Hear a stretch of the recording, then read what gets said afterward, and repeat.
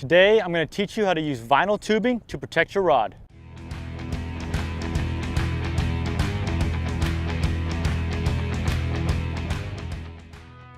Step 1, when to use vinyl tubing.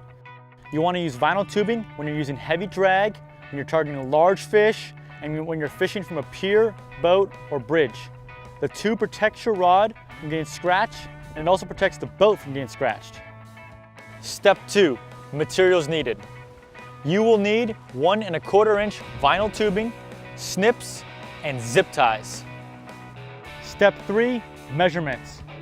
You want to measure the vinyl tube from the foregrip of your rod through the first several guides. The more guides, the better. Step 4, cutting. First, cut the vinyl tube to match the length of your rod measurement. Next, you're going to cut down the middle of the tube as straight as possible. This will open the tube and allow it to slip onto the rod. Step 5, placement. Place the tube on the rod. Make sure the open part of the tube is facing up. Step 6, attachment. Once you have aligned the tube, grab your zip ties and fasten the tube to your rod.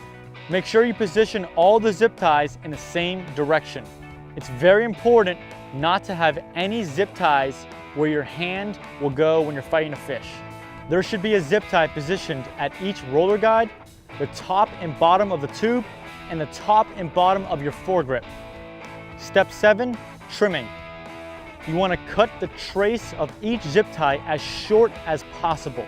They can be very sharp and can cut your hand or other materials. Step 8, removal.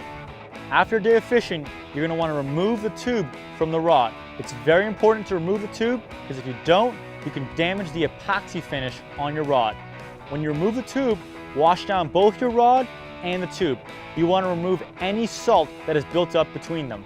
Stay tuned for more tips from BlacktipH.